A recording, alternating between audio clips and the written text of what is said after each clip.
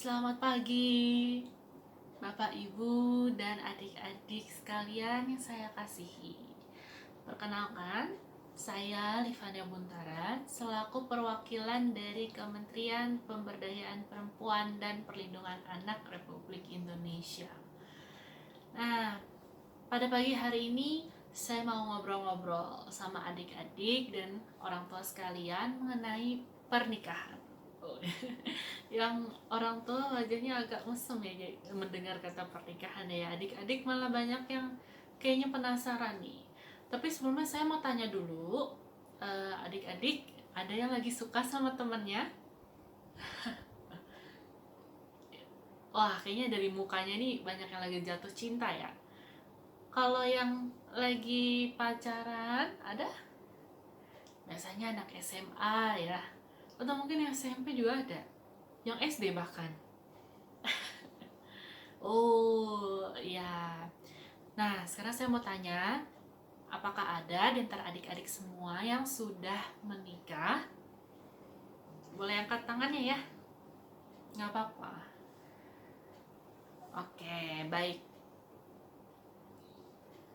Nah, pertama-tama saya mau tanya dulu deh. Nikah itu apa sih? Jadi, pernikahan itu adalah sebuah ikatan kawin yang dibuat atas dasar hukum dan agama. Wah, kalau gitu bagus dong, dibuat berdasarkan hukum. Sah-sah aja dong. Iya sih, benar, tapi asalkan di atas umur 19 tahun. Karena ini ada peraturannya adik-adik, yaitu pada Undang-Undang Nomor 16 Tahun 2019. Di situ tercantum bahwa pernikahan itu harus dilaksanakan saat kedua mempelai pria ataupun wanita sama-sama minimal 19 tahun. Di sini ada yang umurnya di atas 19 tahun. Wih, ada beberapa ya. Nah, sisanya berarti belum boleh adik-adik. Kenapa sih kok nggak boleh? Sama aja kan, yang penting kan pikirannya dewasa. Nggak cuma pemikiran aja yang harus dewasa, tapi ada aspek-aspek lain. Kalau teman-teman menikah di bawah umur 19 tahun atau ya 18 tahun ya, karena orang itu dianggap dewasa ketika usianya sudah di atas 18 tahun.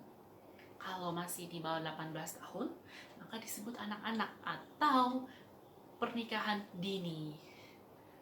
Nah, teman-teman bisa baca jurnal salah satunya dari pernikahan dini ditinjau dari sudut pandang sosial dan pendidikan.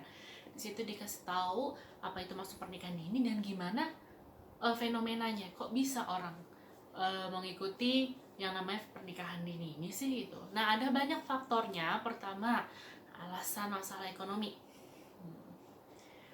Saya lihat ada beberapa bapak ibu yang setuju ya kayaknya ya. Yang pertama alasan masalah ekonomi. Yang kedua ada budaya. Yang ketiga pemahaman agama. Keempat adanya rendahnya tingkat pendidikan. Dan juga ada yang udah hamil duluan gitu. Memang faktor-faktor ini agak susah untuk bagaimana ya, untuk diperbaharui gitu, dimodernisasi. Di beberapa tempat agak sulit. Nah, saya mau memberikan sedikit pesan kepada orang tua nih yang ada di sini, janganlah kayak gitu ya. Masalah ekonomi itu kan tanggung jawab kita sebagai orang tua ya, bapak ibu ya. Jadi jangan sampai anak kita juga ikutan harus kena masalahnya gitu. Jangan sampai anak kita harus menyelesaikan apa yang kita tuh nggak sempat selesaikan, yang nantinya akan memberatkan hidup anak kita sendiri. Tentunya kan kita sebagai orang tua mau yang terbaik untuk anak kita kan, mau anak kita tuh terus happy, harus terus bahagia gitu ya dong.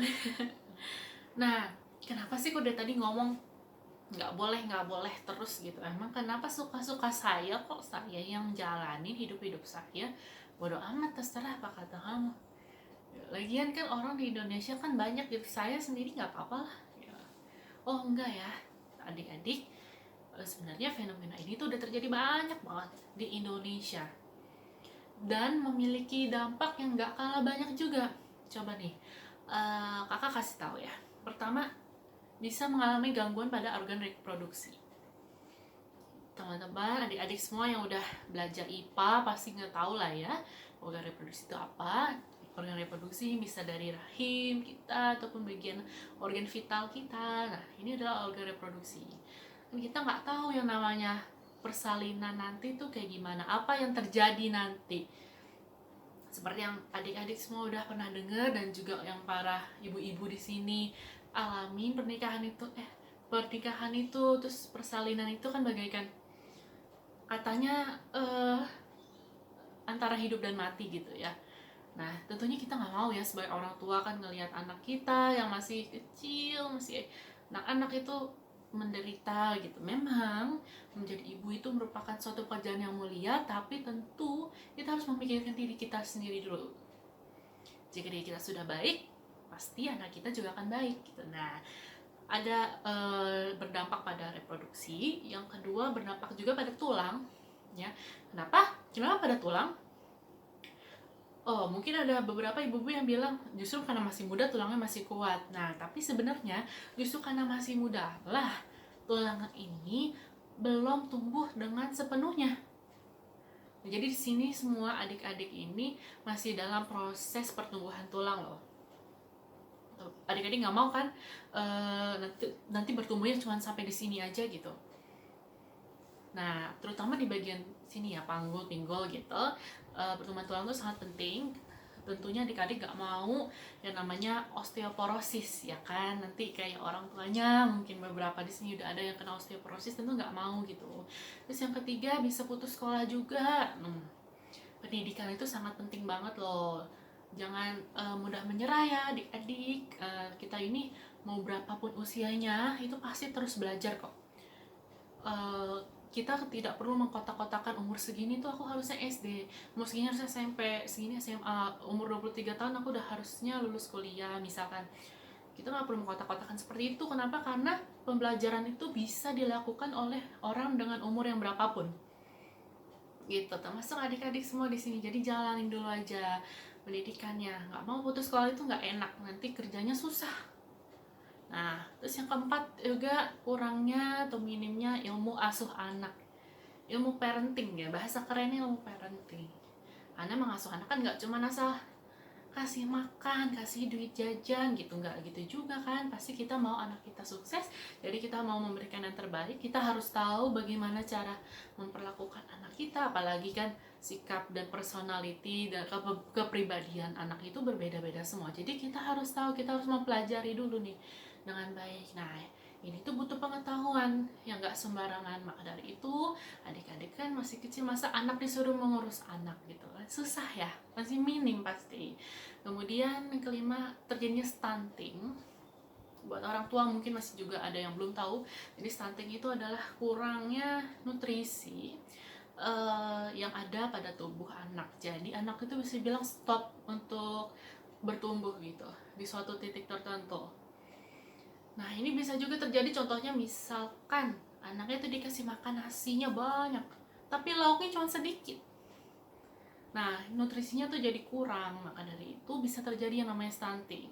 Kemudian ada juga yang kena gangguan kejiwaan. Parah banget ya dengerin gangguan kejiwaan ya. Tapi jangan disepelekan ya, orang tua, bapak, ibu, semua adik-adik.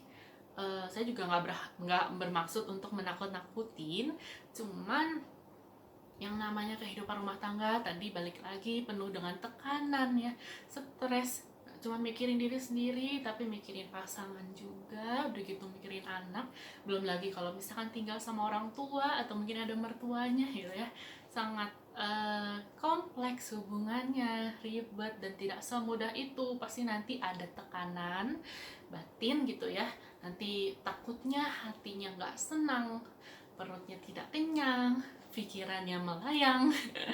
Takutnya begitu ya, nanti ini mentalnya bisa terganggu, dan itu pun normal banget di situasi yang seperti itu.